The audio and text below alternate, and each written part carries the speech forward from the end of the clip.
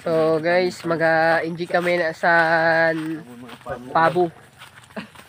Pakita na mo sa iyo ang pabo didi sa ginatrabaho sa barkada ko. Na guys. Luloke na guys na pabuhan.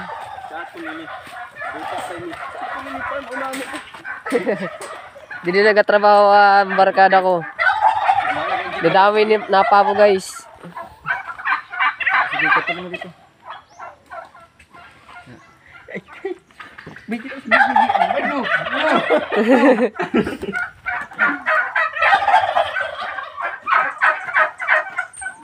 Matulo na kayo pag-inject.